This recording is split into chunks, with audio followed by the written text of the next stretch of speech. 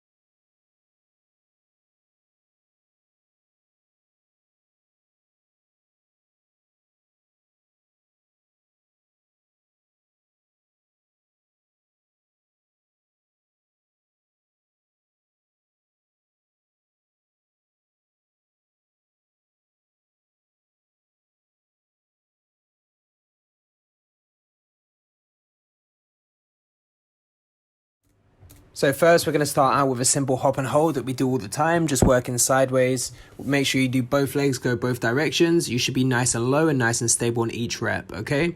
So first one is just a hop and hold.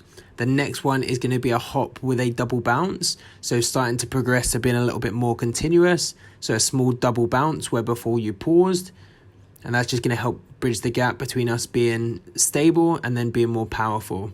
Then you're going to go into continuous hops and just make sure you're nice and light on the ground and nice and snappy off the ground. So make sure we're not just doing the same thing, we're not doing hop and holds.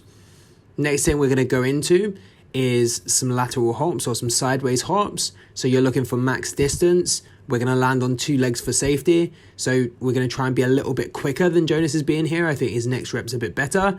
There you go, he's a little bit quicker on that one. So even though we're on one leg, we still want to be nice and quick. Next one we're going to do is a hop back into a sideways hop, and that just increases the difficulty a little bit and makes it more similar to cutting and changing direction.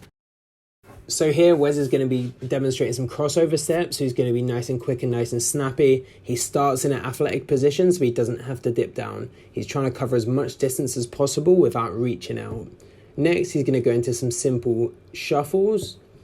So just working on pushing like we do when we shuffle, but being nice and quick and nice and snappy. Just cover as much distance as possible without reaching, nice and quick on one leg. He starts low and he stays low throughout the whole thing.